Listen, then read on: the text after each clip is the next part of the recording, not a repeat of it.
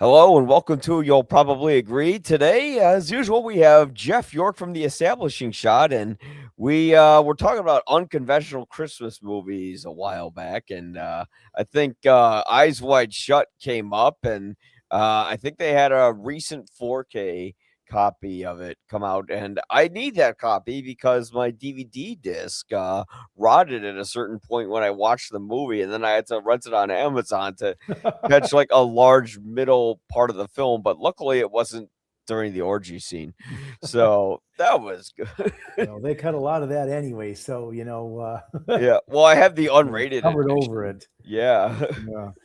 I'm not sure we'll ever see what Stanley Kubrick originally cut. I'm not sure that they'll Right. allow us to see that, and I do mean they. Yeah. Yeah. It could be they because yeah, this movie is now I wrote in the thumbnail now this is a Christmas movie because it is about a family that sort of almost falls apart during Christmas, which they luckily don't.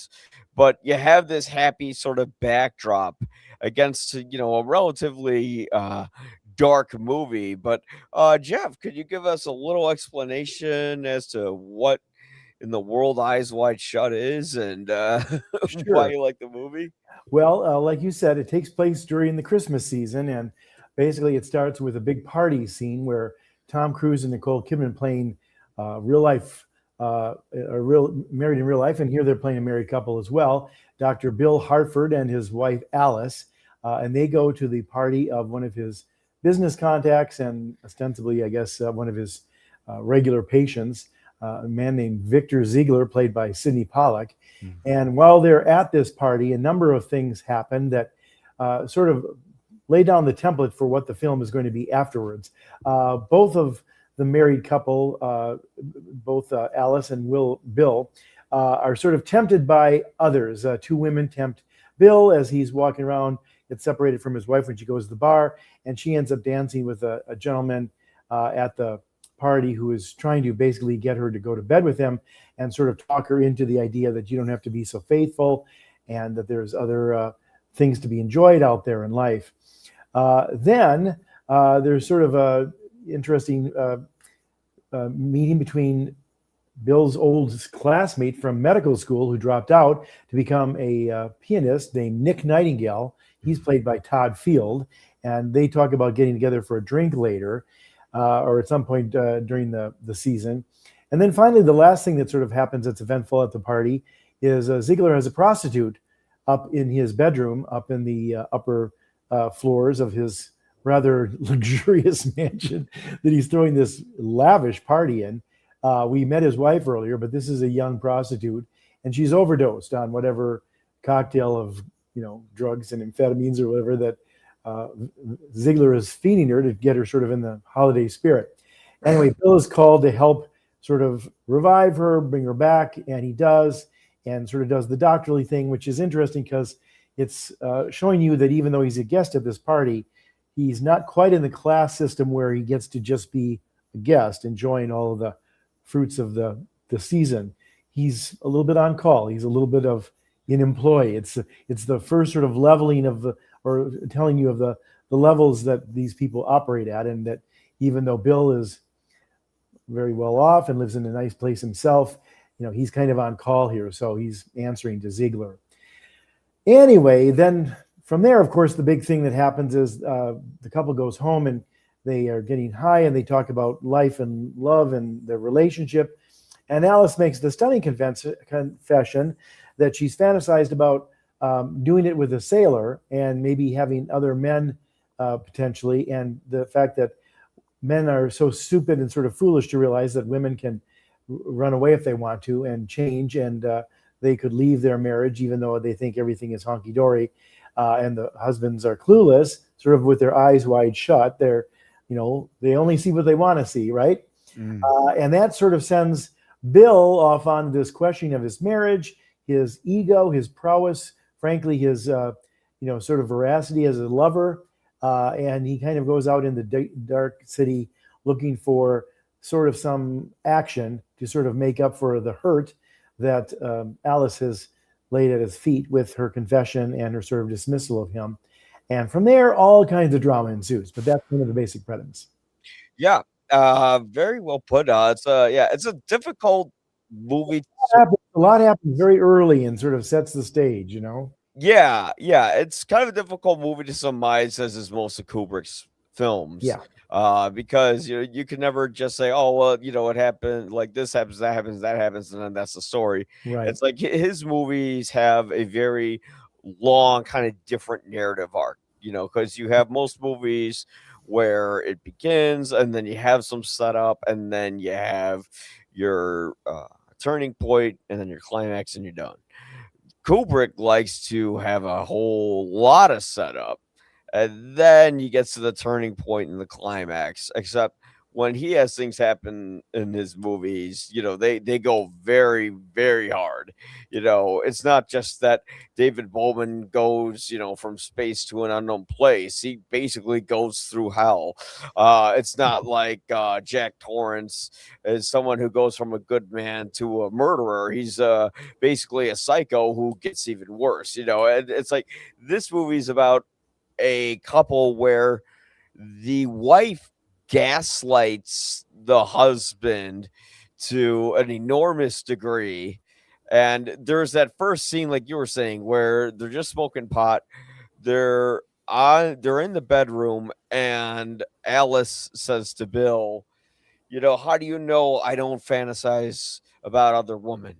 Because at this party they're at, you had Alice who was with this Hungarian guy who, I mean, you could tell like rich people can get away with whatever they want because the way he talks to her, he Yes. like steals her drinks out of it, and then dances with her and says, "Oh well, I don't, so what if you're with your husband? You could be with me." And you're like, man, that's something you can't really say unless you have a ton of money and you can kind of swing that around. Uh, but they have this thing where it's like, well, you're talking to these three girls. I was talking to this one guy, and then their jealousy begins to emerge. And when you get jealousy, you get people who want to screw with your head. So Alice says to Bill, for a second, I thought about completely ruining our lives because I caught eye contact with the sailor who walked past me and I wanted to have sex with him and then, ruin everything. Now, I don't get why she wanted to risk blowing her life up. Did she want to did she want to just like take Bill's money by leading it to a divorce and having the kid, and then she would have been able to live off of what he has without having to be with him? I'm not sure. So that didn't quite come across clearly. Well, my take on Yeah. that, Mike, is that maybe, and this is what I think is part of the wit of Kubrick Yeah. in a lot of these films is, he casts the big Hollywood couple in this, and they're both beautiful people. And Tom Cruise is ostensibly the biggest star in Hollywood at the time, in many respects, I think still is on certain levels. And yet here he's kind of playing a doofus. He's a very successful doctor. They live in a rich man, penthouse or whatever it is, and have a great life. And they hobnob with the movers and shakers of the world. And they're pretty young. I mean, Sidney Pollack and his wife are in their 60s, where it looks like, Tom Cruise and Nicole Kidman here as the character of Bill and Alice might even still be in their late 30s. But I think as I watch this movie over and over again, I watched it many times because it's one of my favorites. I think he's a little bit of a adult. Mhm. For starters, I mean, he doesn't have a real grasp of everything that's going on. The very first thing he says is, "Have you seen my wallet?" And I think it's also interesting that his name is Bill. Like he's always putting money values on stuff like, Mm. I will pay for this, or I could buy that, or this and the other thing. And, oh, money's no cost. I can get this costume late at night. And he thinks that his money is entree into all of the success he has in the world and further success he can have. And yet I think he doesn't realize that he is operating on this sort of bourgeois, here's a good level, maybe upper middle class, if you want to call it that, or lower high class. But he ain't touching the real power. He ain't touching the real people with money and connections and all that kind of stuff. He thinks he can, but he blithely walks into that party thinking that he can bluff his way in there. And it's dangerous from the get-go, and he doesn't have enough smarts to hightail it. Even when he's told to leave, he doesn't leave. and stays too late. He goes back. He keeps doing stuff that they tell him not to. And I think he thinks that he can somehow skate through this all because he's a doctor and he's got money and he's good looking and he's charming. And those girls want to just sleep with him because, well, he looks like Tom Cruise, But I think I get from this movie is that Alice has grown weary of him. I think she finds him to be a little bit boring, sort of full of himself without really earning it, maybe coasting.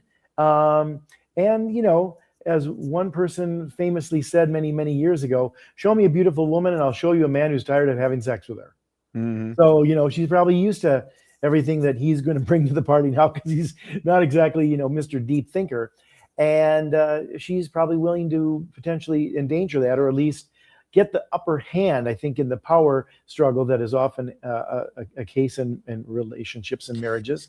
And I think she's also maybe potentially harboring some deeper secrets that, has she slept with somebody already? Is she involved with the cult that, the mask is put on the pillow when he comes home that one time?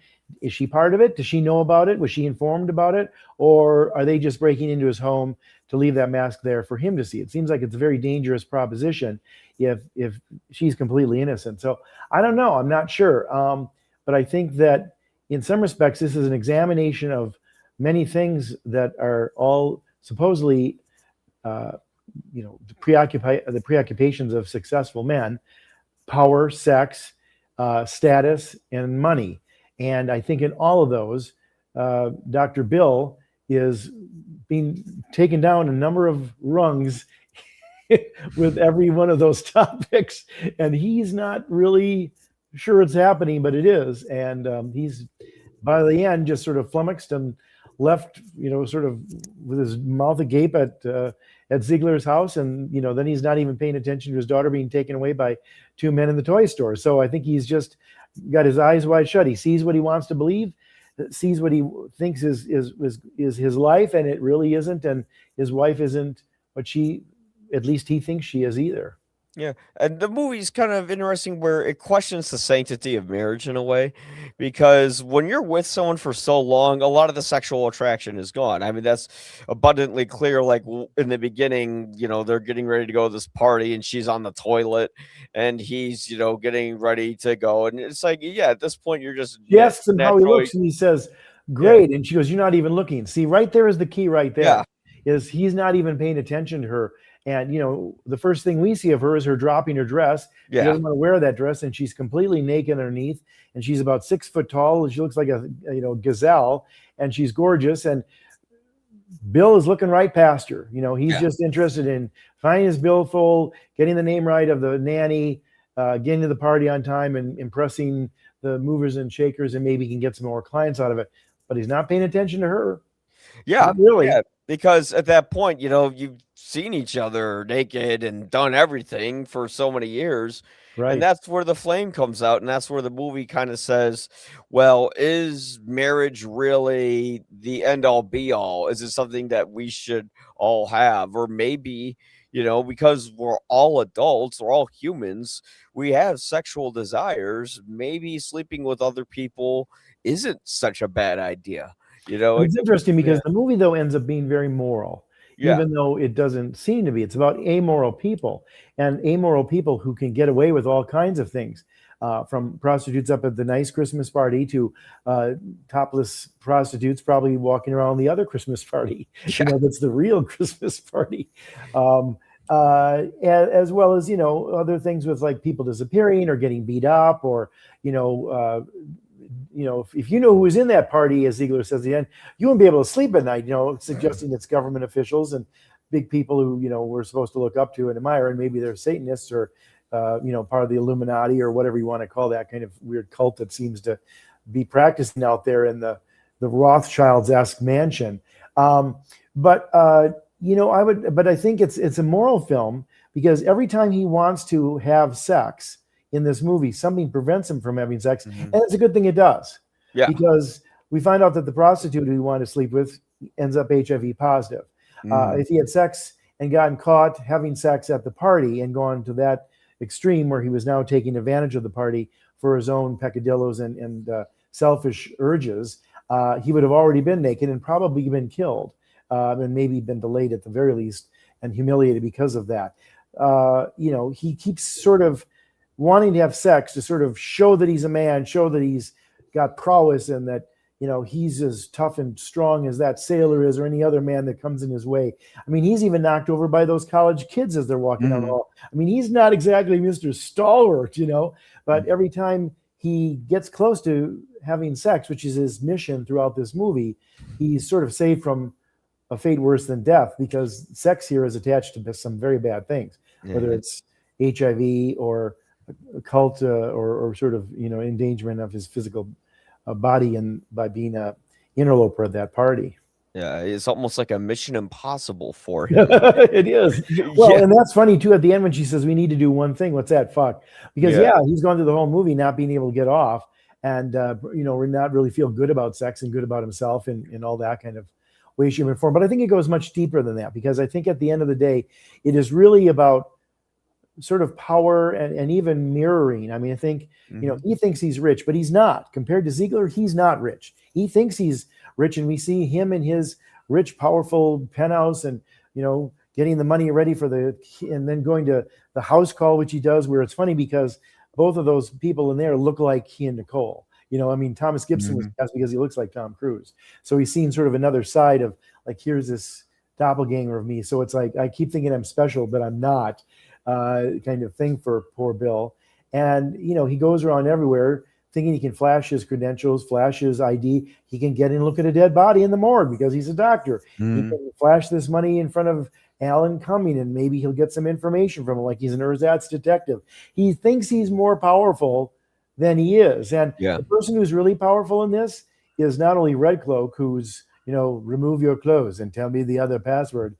And is that Ziegler? I think maybe it is. I think there's a couple clues that it might be Ziegler's sort of alter ego, a Mr. Hyde, a very nasty version of him, when he's telling him at the end, you might not be able to sleep at night, or, there are things that you shouldn't be seeing there, and that wasn't for you.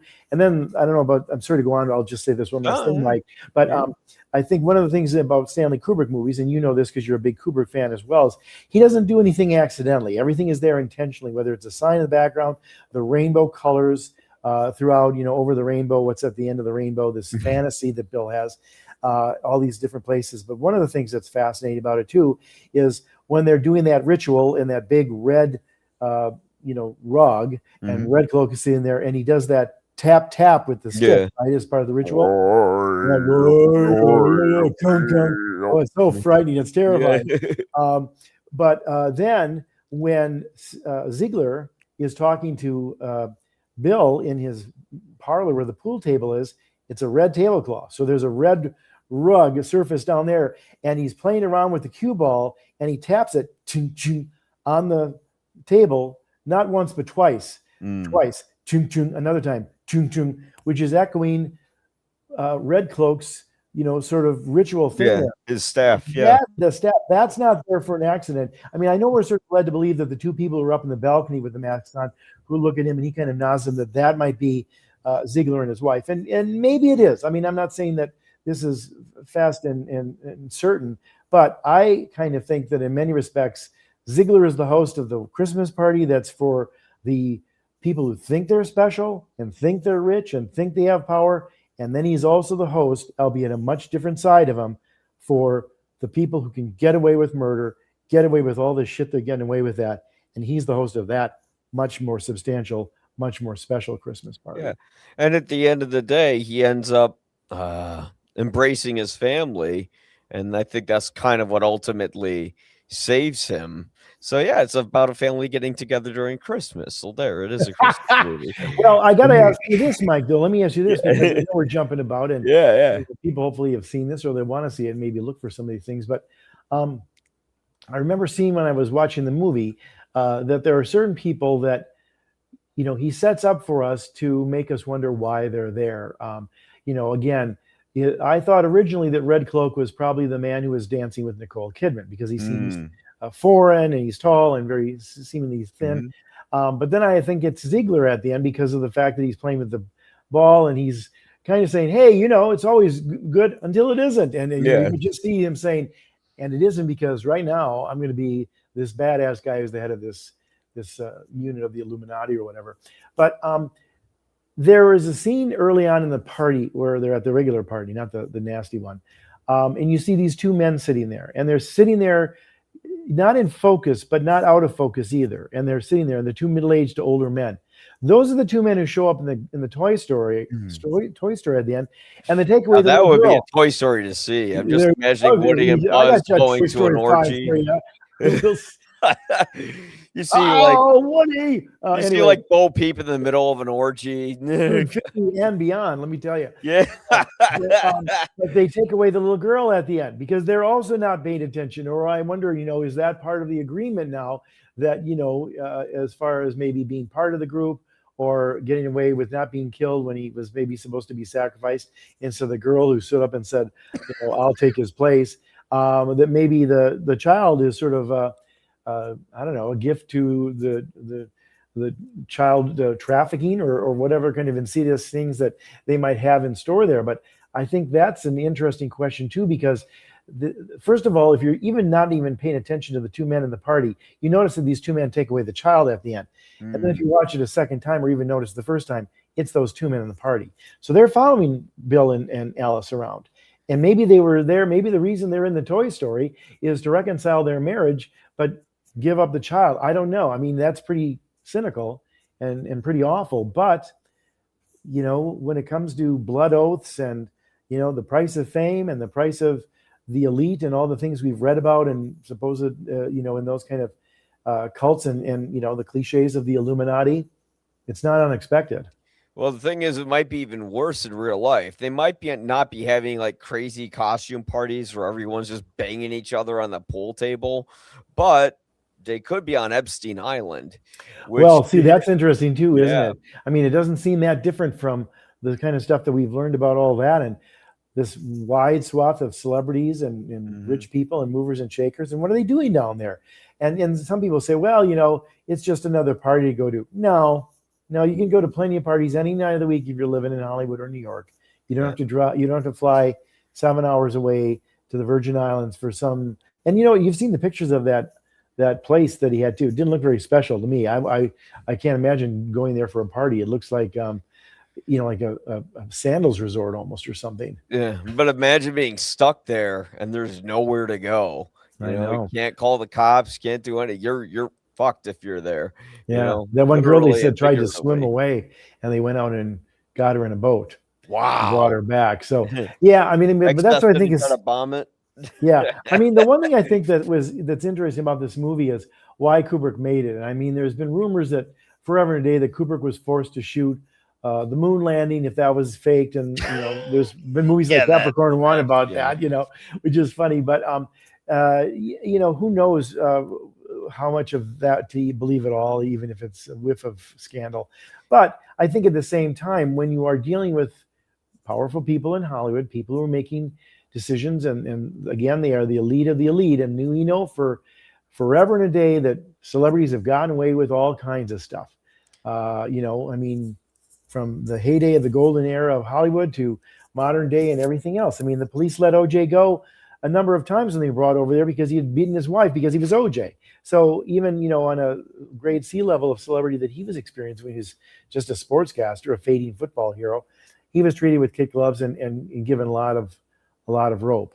But here, I mean, I'm not sure if all of that is intentional. My guess is most of it is. And I also wonder, like the sex scenes, I'll bet you that there were probably some things that Kubrick shot that were ugly, that were as awful as like the bear costume going down on the man and The Shining and stuff like that. Because I think it looked a little tame, like it was pretty much conventional sex with people just watching. I'm sure there was other stuff that was like, okay, that's something to write home about. You don't see that every day. I can just imagine Tom Cruise slipping on the baby oil. Yeah. Well, you hear about that kind of stuff and everything else going on, and it's a scary world. And sometimes when you get to really that top 1%, where money and notoriety and fame is all part and parcel of your, whatever your money is and what your trade is, to trade for whatever goods and services. Mhm. It's crazy. It's crazy out there stuff. But that's what that's what I loved about this movie is Bill Mhm. thinks he's so rich and so smart and so capable. I'm a doctor. He always says, I'm a doctor. Like doctors always say, it's doctor, this and that when they're making a dinner reservation because they think they're above everybody else being a doctor. And certainly Bill thinks that here all the time. And yet he's not he's not in that upper tier. And he's reminded of that, even though it takes him a number of lessons. Yeah, it's funny how he walks around and like he'll bother like people in the middle of the night and he'll be like, "No, it's okay. I'm a doctor." I'm like, "Yeah, but you're not a cop. Like, why are Right, you right. actually bothering me, you weirdo?" But whatever. I mean, if someone was paying me like triple the rental price for a costume, I'd be like, "Yeah, yeah, sure, whatever, as long as I get my money." But yeah, it's almost like cartoonish how many like women like throw themselves at Bill because like let's just say we don't know who Tom Cruise is and they just hire this good looking Right. actor. We'd be like, okay, would that many people throw themselves at someone even if they were that good looking instantaneously? Maybe as a no go, I wouldn't know, but maybe they would. Now that's not true, Mike. But I will say As this. a joke, No, but no, but I think look at it this way. Beautiful women get hit on all the time, and they don't do anything except stand there looking pretty. They're genetically blessed, and they know how to yeah, carry themselves, and they're fashionable, and they've learned to work it, which yeah. is great. And there's nothing wrong with that, knowing that you're attractive and you can make yourself as attractive as possible. Wonderful. With men, I'm not so sure, but I mean, I think at the same time, he is good looking. He is a doctor. He has money. He thinks he's hit the trifecta, and in some respects, and in many parts of the world, that is enough. He thinks it's enough, but it's not. He doesn't have the true cachet, the true entree that he thinks he does. And when he tries to do that, he's constantly put in his place. I also, by the way, wonder too, Mike. It would be an easy thing to edit, though I doubt it was edited. But you wonder, like when he's handed that note at the gate, like Mhm. I wonder if it was a much nastier note that they changed Ah, it, because you could easily edit that kind of scene in there. And yeah. nobody's ever talked about what wasn't done or what Kubrick's cut was that wasn't here. I mean, I know that Kubrick said that felt happy with most of what he had cut, and Mhm. Cruise said when he's going around promoting it, saying, this is the film that Stanley wanted to make. Now that doesn't mean that every scene is exactly the scene, but it's probably the script because Kubrick worked on the script, of course, too. And you can't get away from the structure that he's got going on. But I'm just wondering sometimes about certain details. Yeah, well, there is kind of a myth of whether Kubrick finished the movie or not Hmm. because it released like slightly before his or after his death. Right. Uh, there is this. I remember this one story I read about, and luckily I ran into it where Arlie Ermy, who's the drill instructor in Full Metal Jacket, he phoned Kubrick and Kubrick expressed his despondency over Eyes Wide Shut. He told Arlie Ermy that he thought it was a piece of shit Hmm. and that he was disgusted with it and that the critics were going to have him for lunch. And he said that Cruz and Kidman had their way with him, which were his exact words. But then you had someone else who was Kubrick's friend who said that's not accurate as to Kubrick's reflection on the film. And I know that his wife Vivian, or was that his daughter? I'm not sure.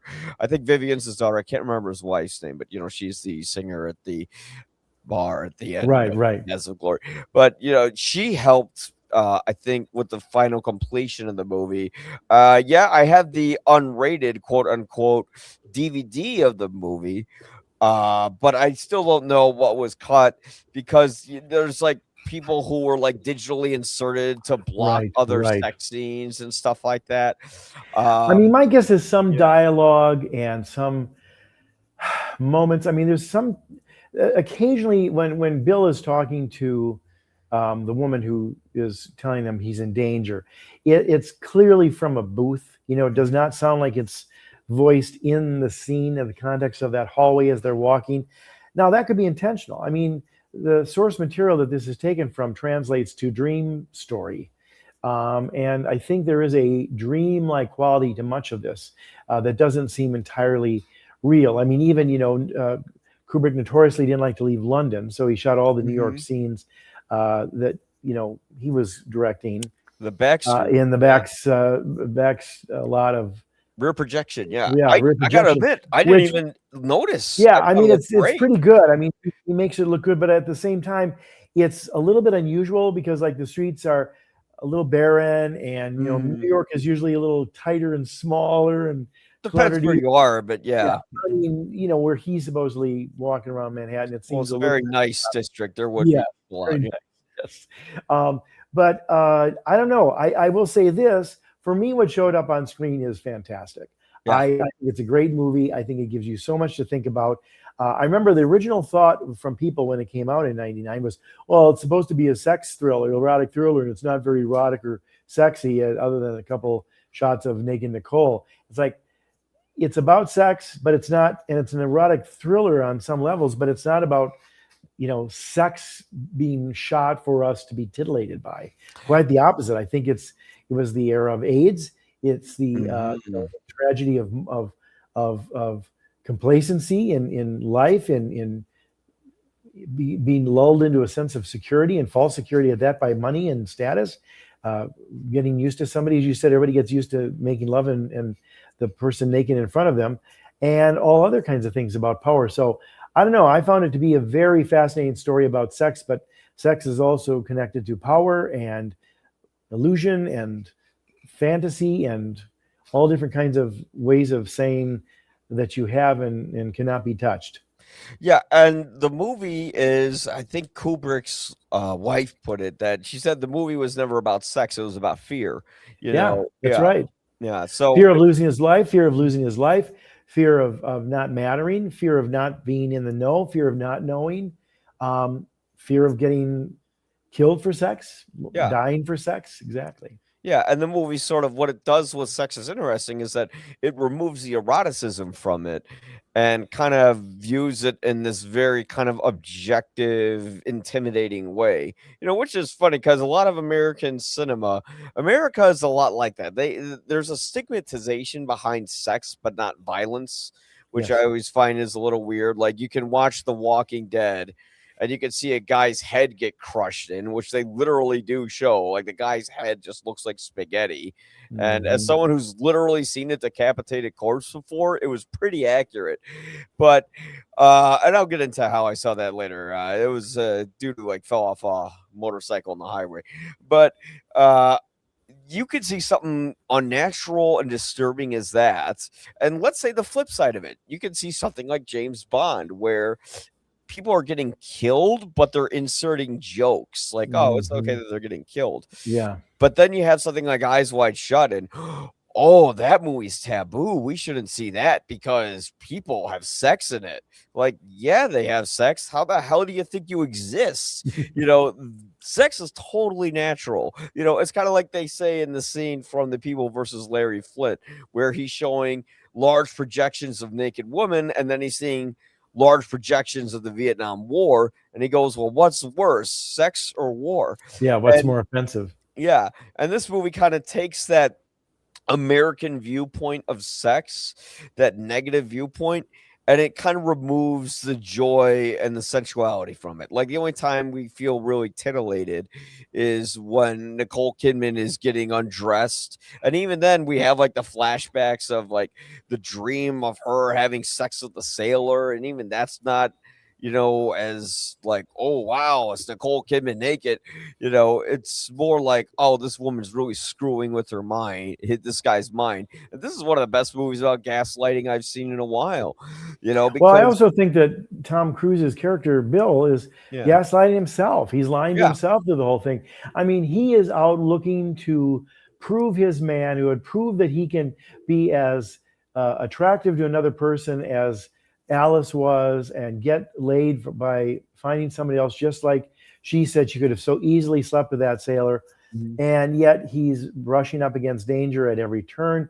And I think to some degree he's immature. And it's funny because they cast him and he's fairly young as Dr. Bill here. Maybe you almost think that could be an older character who would be more of a mhm, peer of Ziegler's, but I think it works in the sense that Bill is immature. And I think by mhm, having a young, youthful looking actor like Tom Cruise, that comes through all the more because he doesn't realize that it's not about your wife leaving you because she finds some hunky sailor fuckable. Mhm. or that she's has fantasies that maybe border on. I think she wakes up and talks about she was having a rape fantasy or something like that, and he Mhm. can't deal with that. Uh, Real sexuality, to your point, is not only natural and a beautiful thing, but it's based on intimacy. Mhm. Otherwise you're just fucking, and Yeah. and anybody can do that 10 times, and then it gets to be like, well, I'm just fucking again. But if you have sex with somebody who means something to you and you're intimate with, then it is lovemaking. Then it's truly the way I think everybody should be having sex or wants to have sex ultimately, because you're adding intimacy to the equation, not only intimacy physically, but you're already in the head and heart of that person as well as their body. And Bill doesn't get that through this. He thinks he can go to an orgy and just get laid and then see, I feel better about myself and I even Yeah. the tables, and I kind of showed myself that I can play Alice's game. And it's like, man, go home and be nice to your wife and Mhm. love her and don't take her for granted. And when she says, how do I look, honey? A woman never asks that without wanting to know how she looks. Your opinion still matters to her.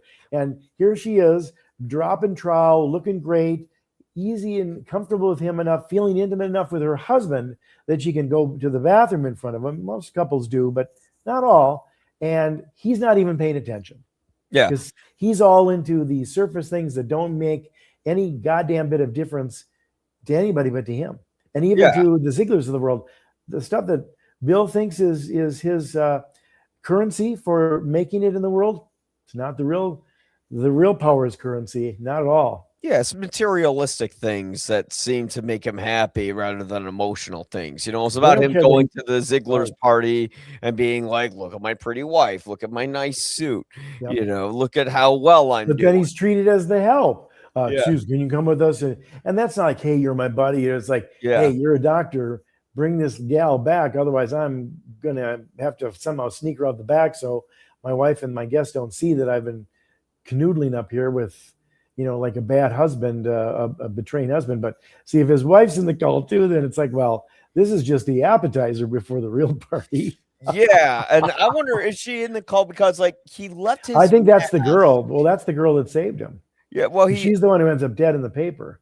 it's funny you mentioned that, especially with her ADR because, in my research, and who knows, because people write bullshit Sure, sure. online. Apparently in 2019, it was revealed that the voice of the woman was voiced by Kate Blanchett. Yes, I Yeah, read that. Isn't that yeah, funny? yeah, Yeah, yeah. And I mean, she doesn't really say much when she's in that bathroom, other than sort of, do you know your name? And she says her name and stuff. yeah, But yeah, I mean, the whole thing has a otherworldliness to it, but it is another world. It is another world that Bill does not see. He thinks he sees it all. He knows he's rich and powerful and a doctor, and just again, you're still the working class, man. You're yeah. working the party. Yeah, well, the sad thing is they aren't the Illuminati sort of echelon, but they're almost there. Right, And I think, like, Bill kind of resists taking, that position where he realizes, "Oh, I'm not crazy like Ziegler is. right. I'm more of a regular guy." One of the most telling lines in the movie right before, she says they should fuck is that, uh, Tom Cruise says to Nicole Kidman, "So we're gonna be together forever." And then she goes, "I don't like that word. I don't think about forever." And I'm like, yeah, that's very true. Because there's a lot of people who are married where it's like, I'll be together for this person forever. And maybe one of them is thinking, I can't Well, wait to see, be to dead that so I point, can go Mike, to I'm not. heaven and go to a crazy heaven orgy and bang Mhm. Marilyn Monroe or something up there. Well, see, to that point, I'm not sure that Dr. Bill has learned much. Then, if he Yeah. still thinks that terms like that can be tossed about as real words. Um, it's interesting too, because I think Kubrick also does other things which are very cleverly insidious throughout this. Um, for example, the daughter of the man who's running the costume thing, played by Lily Sobieski, it looks like she might be underage. Like Mhm. she's maybe at best a high schooler, and yet she's being farmed out by her father as a prostitute. There's the two Asian businessmen are there. I think they're both wearing eye makeup, like they maybe were dressed up as women or somewhere along the line too. That this is all part of this sort of secret uh, extra that you get at the costume shop. Um, I mean, who's to say that that guy didn't call the Illuminati and say, "Hey, this guy's coming"? I mean, I know they Mm. connected it to the cab, which is how dumb is Bill? Keep the cab running. Here's $200. I'm a doctor. And he You could tears just. it in half. He's like, "I'm gonna give you this I in know half." he's such If an I was a idiot. cab Oh my driver, I'd God, be like, he's so "No, you just naive. ruined It's your butt. crazy, Yeah, you just crazy. ruined a But dollar bill, you idiot." Like, oh my goodness. for 100 or whatever the Um, hell he had. God, he but tossed so much money around. Did they have ATMs back then? I don't remember. not. I don't know about that. I think they did. Maybe they just started to become commonplace then. Yeah. But it is fascinating that that he's just sort of you know basically usurped at every turn. I mean, he tries to he walks into every place like he owns the place. Like, I can do this and I can get this information, I can get that, and then somehow it turns bad on him, and he's kind of walked away with his tail tucked between this. That's why I think that somehow, without necessarily having to show it exactly in the narrative, that somehow maybe after Ziegler explained everything to him, he said, and because we're going to let you live and maybe brush up against us and have a chance to be one of us, we only ask that you give us your child, because Mm. that's the cost of entry. You need to make reparations for screwing things up and all this stuff. I don't know, but it's if nothing else, he's still not paying attention at the end the way he wasn't through the rest of the movie when the child has walked away with those two gentlemen at the toy store. And the movie's kind of apropos of Tom and Nicole's relationship, because it does seem like Tom was sort of the clueless one. Like, he thought he could probably have Nicole stay in the Church of Scientology and do whatever the hell he says. And he kind of got a reality check, learned that he didn't do that. And Right. here's a little odd thing I noticed. When he got his Academy Award, you notice how, like, this is Tom fucking Cruise, yet his honorary Oscar is like at this kind of like closed door events, and ever since like him and his breakup with Nicole, you don't see him at the Oscars much. It's like I feel like that part of the community kind of drifted apart from him, Mhm. because Nicole might have been, I don't know, like she might have been the sensible one. I mean, there was those photos of her Well, waving her she's arms up when she got the divorce papers, right, right. but yeah, I think by him being in Scientology, he's learned to be a little more guarded because they've come after Scientology and him with it as well. yeah. And there's questions about his marriages, and are these candidates being set up in sort of a contractual thing? Who knows? They always say terrible things about people in Hollywood. Some of them may be true, some of them may be ridiculous, but nonetheless, I think he's a private man, and I think he's become more private as he's sort of paid a price for the Scientology thing. Now, with the Governor's Award too, those, it's weird that the Academy doesn't really show those. You'd think they would show them on HBO or something. You can see clips from them on YouTube, which is great, but even on the Academy website, they don't have the entire thing back to back, all of the ceremony with all the commentary and the introductions and everything else.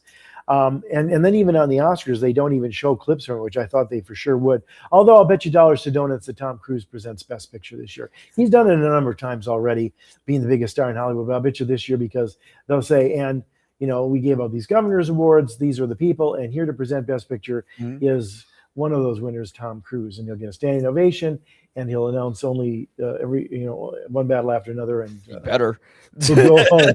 Well, it's looking like it's going to win in a walk. It seems, but it's You never so far know. winning most of the things. Although there's two others that may be in play, and a lot can happen between now and then. But we'll see. I mean, Yeah. Sinners and Hamnet, I think, are the only possible topplers. But I think right now the question isn't whether one battle or after another will win. It's really how many nominations they'll get and how many Oscars can it win. I hope it wins them all, damn it. But yeah, I love that movie, but I'm a PTA fan. So, and the thing, it was funny when I went in seeing that movie, I wasn't like, oh my God, I'm so excited. I'm so excited because I thought Phantom Thread was just okay. I thought Licorice Pizza was very good, but it still kind of felt like he was kind of playing his greatest hits in a way. Mhm. And I couldn't even get through Inherent Vice. So I'm just going, all right, I hear all this praise before. I'll go to, and then I saw the movie, and it's like one of the most original, hilarious comedies. That's also a very political film that I see at the same time. And it's like Sure, a movie sure, you can't, it's like a lot like a Kubrick film. You can't sure. put it into words. People go, what's it about? Well, Like a yeah, civil war, I guess. and I think that Paul Thomas Anderson is like a lot of great filmmakers, including Kubrick, where it really has, you can feel him throughout it. I Yeah. mean, no matter who he has shooting it or is cast in it already, there's this care and thoroughness and smarts and cleverness. I mean, I think people forget how witty Kubrick is in his movies. He's very witty, even when he's being sneaky and dangerous or whatever like that. There's a lot of wit to it. This one has that wit to it as well. I mean, I think that it's interesting that the six or whatever the stars that are throughout Ziegler's home are stars that are often found in pagan rituals or Satanists sort of rituals.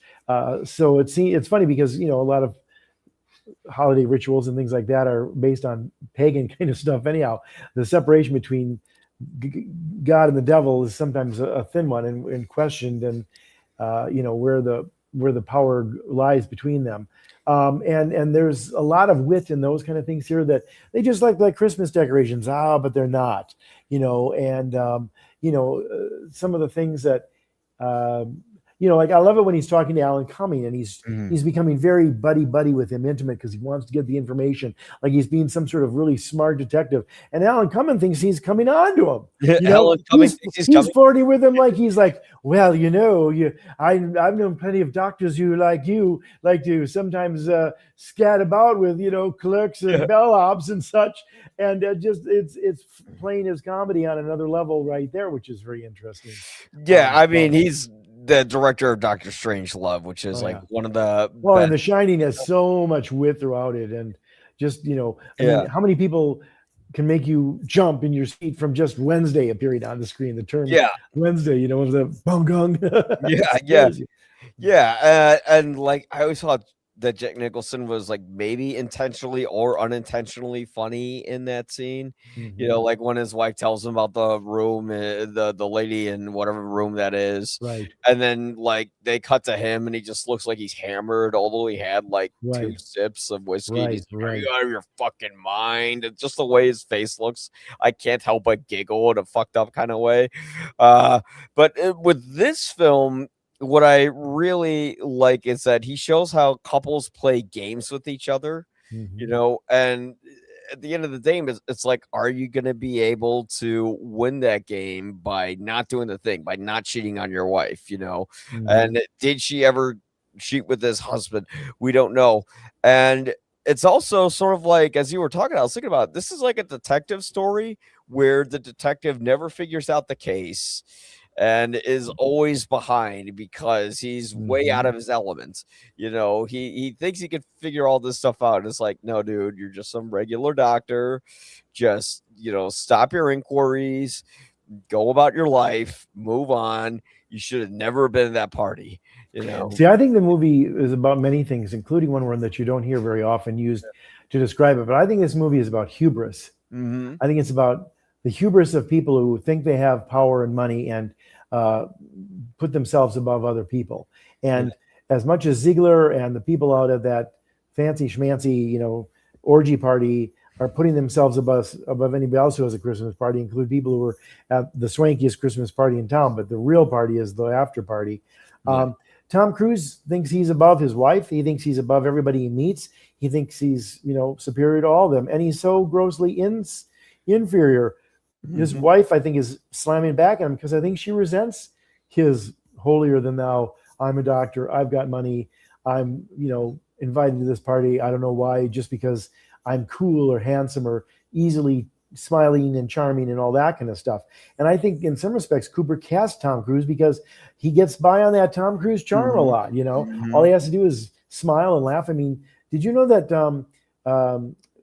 who's the guy from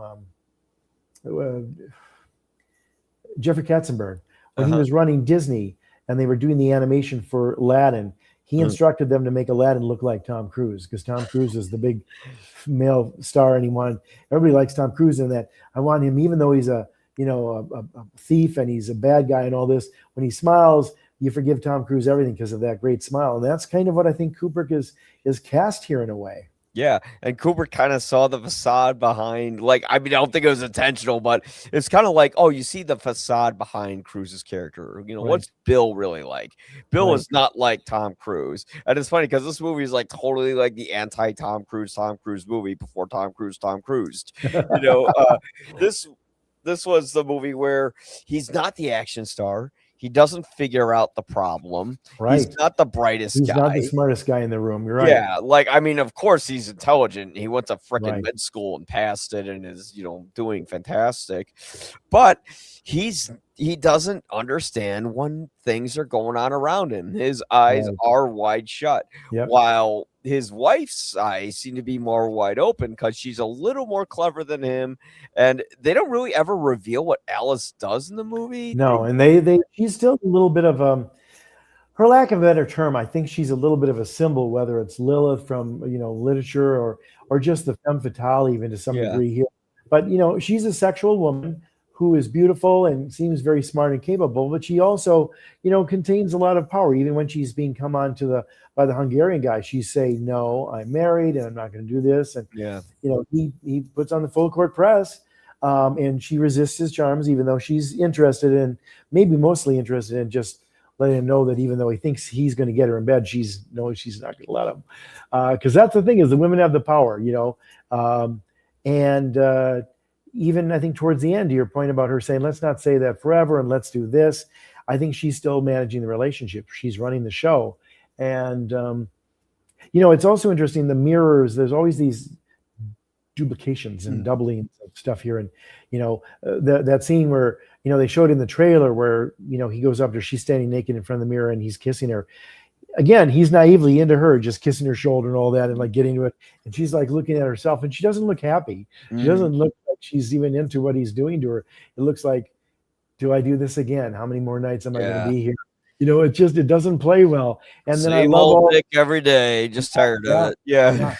So I think those kind of using the mirrors to reflect either somebody who's very similar but not, or somebody who's very similar and you don't realize it, or somebody who is maybe only having the truth be told to themselves in that mirror image, like she's telling herself there. Yeah, and the funniest thing, you were mentioning something earlier that made me think, like, these guys, they have sort of like these satanic sort of things, and yet the whole movie's surrounded by these Christmas lights. They're like, Yeah. "Oh no, we love our kids. We're bright. We're good people." But it's like, it's funny. Americans a lot of times during Christmas display some of the most selfish behavior that you can imagine. Think of Black Friday. Everyone, they have their Thanksgiving meal and, oh, we're so happy to be with each other and with our family. And then what happens later? Someone's punching someone in the head over a PlayStation 5 or a toaster. Right. And this movie is sort of about like people who are consumeristic. There's all these wonderfully like naturally lit lights in the frame, which you can't light a scene entirely with Christmas lights. I've tried. And I tried on digital, which has an even wider light range than film. This movie used like a lot of China balls to get exposure, which those are, oh my God, it is like such a beautiful, cost-effective way to get lighting, by the way. Like, sure. Get a C-stand, get like a China ball, put like a big light bulb inside of it, and it spreads around and it kind of illuminates like Christmas trees. This movie has like this very warm, kind of cozy feel to it, but the emulsion process that they used made it feel a little off. It's almost like these Christmas lights are blinding you. They're making you squint, quite literally making your eyes wide go shut, because you're surrounded by the joy of Christmas, yet the people who celebrate it, who promote it, are like some of the sickest bastards you can imagine in this movie. Well, I also think Kubrick's making a commentary about not only America, but also mankind. I mean, we've always been very Jekyll and Hyde sort of, we pretend to be one thing, but then behind closed doors or in our heart of hearts, we're not. I mean, whether it's, Victorian England and when Robert Louis Stevenson first wrote Jekyll and Hyde about, of course, Dr. Jekyll doesn't want to be the English gentleman of all time. He'd rather get drunk and not have a responsibility and whore about and rather than being repressed. I mean, that's what that's about. But I think there's always been that. I mean, America, the savior of the world, the policeman to the world and all that. And yet we've done so many bad crimes in this world, and we've built up the greatest strength and the greatest wealth of any nation on the backs of slaves for how many centuries? Yeah. I mean, even children during the Industrial Revolution. we were having children basically as slave labor to save money on paying real people a decent day's wage. It's absurd, but I think, it's again the sort of the two sides of a coin, whether it's Jekyll and Hyde or the mirror images or whatever. But humanity has always been, probably our animal selves that we're trying to keep adult or human, and it's very easy here and there to lose that. Yeah, because what these guys do when they have like this orgy is that you're letting your primal instincts out, because I mean, how many people haven't had that thought of, oh, here's this, and like, how many people have not looked at Brad Pitt and been like, I want him to take me right now, or whatever actress might be in some male's head where they're like, well, I want them right now. And it's like, these are the guys who are like, well, I can do that, so let's do it. Like as I said as a joke to myself, I didn't put it in the notes yet because I don't know how funny it is, but it's like this movie is about a wife who gaslights her husband. So to get back at her, he goes to a Diddy party but gets pranked, and that's pretty much the movie. That's pretty good. That's a pretty good sort of through a modern lens take on it all, which is very clever. Yeah.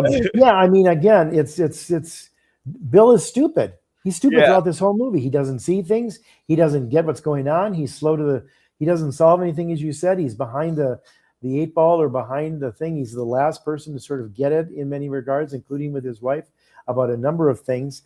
And, he even has to ask her what the babysitter's name is. He doesn't know these things. Yeah. He's kind of walking around clueless. And by the end, I'm not sure he's learned much because he's still talking about forever. And she's saying, no, let's not use that word. She's still going to manipulate and have control there. And I wouldn't be surprised if she leaves someday. Yeah, well, I think that's what the movie kind of indicates, that these guys aren't going to be together forever. Yeah. And then look what happened in real life. This is one of those movies that the nice thing about Kubrick films is that when they first come out, nobody gets them, or it gets mixed reception. Like Space Odyssey got mixed reception. He had to pull Clockwork Orange from England because he was getting death threats and he lived in England and was a very private guy. Even The Shining got mixed reception. All those movies are universally loved. Eyes Wide Shut isn't as loved, and I'd say I don't love it. I still think there are problems with it. I think this movie needed a female perspective because this movie basically just kind of portrays women as sexual objects, which is maybe the way Bill sees women in the movie, but doesn't outwardly say it. Because if we're thinking about the orgy scene, how many guys do you see? You see all the full frontal titties and bush you want, but there's no dick. Yeah. And then it's very sexist, male patriarchy kind of club. I mean, I'm sure the women even who are kind of in the power seats are still subservient to sort of the the men who call the shots, as they do in most society. Yeah. And it's like that. This movie I would have liked to have seen maybe the narrative shifts from Bill's story to Alice's story, but see, but it's all about Bill's point of view. It's kind of like it's his it's his insecurity, where I think the more we know about her, it would be too equal, and I don't think that's the story here. That's a good point. That is a good point because the thing is, if you're having a male director like Stanley Kubrick make it, one thing I see a lot of male directors do today, where I'm like, nah, don't do that, is they try to take things from perspectives that they don't know about. Sure. And look, sometimes you can do that. I mean, I think Spielberg did a wonderful job with The Color Purple. You didn't need Spike Lee to come in and direct it, although if he made that movie, that'd be really different, but you also have people who are totally out of their element and don't know how to address certain things. I think Stanley Kubrick, his family said he loved women and he was great with them, despite, the controversial sort of depiction of them, through Clockwork Orange and Eyes Wide Shut. But he doesn't maybe quite know how to. But I think he's indicting men there. Yeah. I don't think he's saying, oh, man, they're great. I think he's saying, man, they're shit. Well, it's he doesn't make men look great either, That's what I'm saying. I think he's saying quite the opposite. I think women get off better in his movies because they aren't as present. And the more men in it, the more opportunities for men to be utter assholes, and I think almost all the men in his movies are. Yeah. I mean, he usually sees the worst in humanity in his films, which is probably why he didn't direct AI minus him dying. Um, because, that's not quite his sensibility. And Kubrick's more of the childlike, optimistic view of humanity, where, You mean Kubrick. Spielberg? Yeah, Spielberg I'm is, yeah, sorry, Spielberg. yeah. Yeah, yeah. Uh, where Kubrick, he's more of the pessimistic, you know, evils of humanity, whether it be Vietnam or us creating AI that destroys us because we mistreat our computers and try to kill it secretly. So then it kills us, or you have, the rapists and degenerates of society in Clockwork Orange, or if you lust over young woman like you do in Lolita, but it like goes on. And he exposes the ugliness of humanity, Yeah. and he barely gives it any hope. Yeah. Although this movie does end in a hopeful message where it's like, okay, this kid will probably have a good life, but this couple probably won't last. And If I we don't appreciate, watch the yeah. kid taken off by those other men, again, if you were paying Oh attention, shit! I'm not so sure it's a happy ending at all. In fact, I think we're back to the circus music.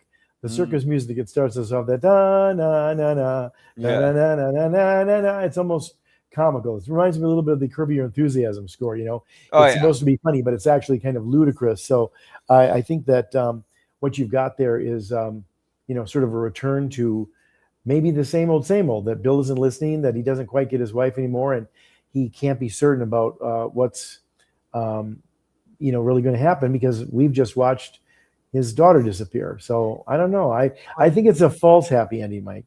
I gotta rewatch that ending now. It's gonna be like rewatching the Sopranos finale, where it's gonna be like, wait, is that where they dragged her? Wait, what are those guys in the diner doing? It's gonna be a bit like that. But oh my god, if that was in there, I would like. If David Chase hadn't sat on that fade to black for 10 seconds, I think it would have been a clear ending. I think when I saw it, I thought, oh, he's looking up and the guy's, it's called, the name of the show, the name of that episode is Members Only. And the guy who he thinks is maybe the hitman goes in and he's watching him. He's wearing a members only jacket. And then when he comes out, I think he's got the gun and he takes Tony Soprano out. But because it was this long period of blackness after that, people thought the cable went out or there's something else to it. I think if you just cut to black and then, that was the end, maybe a sound effect was going, hey, what the, cut that kind of thing or something. But anyway, I think Kubrick's clearer than Chase was. Yeah, it's funny. I saw the documentary about like the making of The Sopranos and David Chase's career and all that. And like his viewpoint was he wanted to be anonymous. He wanted the audience to figure out for themselves what happened, which I think is interesting. I just don't think the execution was quite as good. I'm getting to the point where I want filmmakers who have a definitive idea for an ending for a movie. Yeah. I mean, you can say, hey, do you think Scarlett will get back together with Rhett Butler? Maybe. She's pretty tenacious. Yeah. She's gotten her way through most of her life and overcome all kinds of challenges. And maybe she'll seduce Rhett back into the fold. But that isn't the ending of Gone with the Wind. No. The ending of Gone with the Wind is he tells her, fuck you, baby. I'm out of here. And I don't give a shit what you do. That's the end. You can say, well, is Donald Sutherland going to be a good father to Tim Hutton at the end of Ordinary People movie? I know you're not fond of. But I think the Pope is. He's been a good father so far. But I don't think Mary Tyler Moore is coming back. That's the end of the movie. And I like movies that have a little more definitive ending. So yeah, well, this one's ominous, but it kind of gives you an idea that things won't end well for them. Does it end up happy for them only in the sense that they're fully now ingratiated into the Illuminati? All they had to do was give away the kid. Maybe he gets to the next level. Is it worth that? Where did they take the kid? Was it like when they walk her in the opening shot? You see, like just two guys, go and watch it right after we end here in a couple of minutes, because I'm telling you, they're not paying attention. She's off on her own, and she's in the aisle. And by the way, there's all the other toy items in there that suggest that. First of all, there's the bear, which is, I think, a callback to The Shining. There's the Magic Circle board game, which is often the term of a term from the Satanist church and everything about the magic circle of connection and everything. So, he's laying the groundwork right there at the toy story, showing us, again, all in front of our eyes, if our eyes are open and we're seeing this stuff, we know what he's intending. Kubrick doesn't hide stuff. Mhm. He puts it all in plain sight for us to see. It's just a question, as Sherlock Holmes once said. They said, "How do you notice?" He says, "I don't. I just look. I Mhm. just look where other people don't. Yeah. They aren't trained to look properly." Yeah, yeah, his movies always drop those little hints in Oh there, yeah. and Oh it's yeah. like it's rewarding because you watch it again and again, and you keep noticing new things. I mean, that's why Kubrick was my favorite. I don't love all his movies, but then again, I don't think I can think of a single filmmaker where I've loved every single one of their movies. There's always some, But he's never less than stellar. utterly fascinating. I mean, Yeah, and mostly he's stellar, but I mean, it's just his thinking and what he's doing and the way he does it. And I mean, his innovation. I mean, you look at 2001 and that still looks modern. The special effects yeah, look great today, they do. and I Way mean, better all than these the CGI crap they have today. I know it's amazing. And the way he did the Steadicam stuff and the Shining and different things here. And I mean, I give him balls for even casting Cruise and Kim in such a controversial movie and getting them to do it. Yeah, and also his usage of music has always Oh, it's just fantastic. fucking incredible. Yeah, Yeah. like, I'll never forget, like, 2001: A Space Odyssey is my favorite movie, and I'll never forget how I discovered that film. I was having dinner with my grandparents, and, I'm a kid at the time, and, they told me about the plot to Space Odyssey, like, "Oh, there's this evil robot named Hell, and he kills everyone."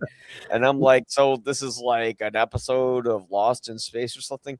They start the movie, and not when they play the classic Space Odyssey theme that we all know, but when they play Ligeti Atmospheres, Yeah. that's when I went, "What is this?" And then, of course, they play the Blue Danube, Yeah. and then they The play all floating these space thing. Yeah. other. Yep. Yeah. I've never seen music used in a movie like that. Yeah. Like, So it well made done. it was like, this is I'm like, "Oh, this is Star Wars for adults," Yep. and, I mean, it's not Star Wars, it just happened to be in space, but that's what I Sure. thought at the time, and that was the first time I saw a movie where it's like, I don't know everything that's going on, and I don't care. By the way, do I you know that that's Stanley Kubrick's only Oscar Yeah, for, for visual visual effects. effects? That's Yeah, right. He won for visual effects. He yeah, was one of the guys who created that with the other gentleman. So I know this has been fun. It's been good talking about. I yeah. want you to get back to me tomorrow, Mike, with your report on. In fact, I'm expecting a 5-page written report for your book report on this, I for your movie report on the I'll be things you like didn't notice until this time. I'll be like Kevin Costner, in, JFK, where, like, they grab the daughter, I'll just be replaying it, like, back and to the left, Back into back that. and That's to the right. left, but, yeah, uh, I guess we could give our final, ratings for Eyes Oh Wide Shut. yes. So, out of 4 Guinnesses, what would you give Eyes Wide Four, 4 out maybe of even 4? five, but I give it four. Alright, good for you. I think we needed a little more from Alice, although I do like how they take Bill's perspective. I don't like how women are overly sexualized and not really depicted as people in that movie. So for me, it was tough. I almost gave it 3.5, but I don't think it's Kubrick's great. It's a 3 out of 4, but it's a very solid 3 out of 4. Okay. It's because I haven't seen movies this honest and this twisted about sexual desire and about jealousy and fear and manipulation that this movie plays. So Yep. maybe that score will go a little higher. I'm not sure. I won't take some of the stuff that Mindy took to make up my mind on it. But yeah, solid movie. Solid Christmas movie if you don't like Christmas. I would say maybe do a triple feature. Well, here's how not to do Christmas. Yeah, That's what this movie helps you with. start Don't with do it Die this way. Hard, then go to Batman Returns, and then go to Eyes Wide Shut, I you love it. know? And then if you want a real scary movie that actually ends up being very life lifting and spirited in many respects, is Alastair Sim as Scrooge in A Christmas Yeah, Carol. the only The Christmas director Carol shot I it. watch. Yeah, the director shot it like a horror movie, and Mm, lest we forget, Charles Dickens wrote a ghost story. yeah, And yet, at the end, when Alastair Sim, who is a known comedic performer, mhm, turns into the Happy Scrooge, it's amazing. All in one take. He's running around yeah, doing somersaults and giddy. it's incredible, but it's also scary as hell. Yeah, those ghosts actually still look kind of creepy. Like they Oh my actually the God! When transparency they're effect trying they to use. help the kids in the cold by throwing coins at them, and Yeah, because they're transparent and ghosts, they can't help the poor mother and her children. Or I love the right off the bat when they in a Christmas bomb yeah, bomb bomb bomb bomb bomb bomb bomb bomb bomb bomb. It's so scary. It's like, wait, yeah, what am I signing up for? It's like yeah, not exactly for the kiddies, but yeah. it's a ghost story, folks, and it's a very adult story. So I That's love why that. it But works anyway, better than the other. Christmas Christmas with Bill and Alice will tell you what Yeah, not to what's their do. last name again? I got it here. Harford's. Yeah. Hartford, yeah. Christmas with the Hartfords. And I didn't know this. The guy who played Nick Nightingale, Todd Field, he actually directed Little Children, which is a movie That's I right. That's love. right. He's become a director now. That's right. Hmm. And And Tar. Leon Vitali, who is the actor who's playing Red Cloak in here, I think, if I'm not mistaken, is Kubrick's longtime personal assistant. Maybe he's his fluffer. I don't know. Jesus Christ. Yeah. And on that note, we'll follow you to the end of the rainbow. Now there's an idea. That's a pretty, there you go. That was a pretty good imitation of that. What if they go? What if everyone in the Wizard of Oz goes for the yellow brick road, and at the end of the road is the orgy party? Those flying monkeys are. Even fucking Toto's in the party, but yeah. No. He's humping one of the red shoes. Oh God. Well, I mean, if Tarantino's there, there's never mind. Okay, I'm gonna lose Boy. my job if I. But yeah, there'd be some residue on those shoes. But anyways, Jeff, thank you so much for coming on. Thank If you. you guys liked what you saw, please like, subscribe, comments, and all that.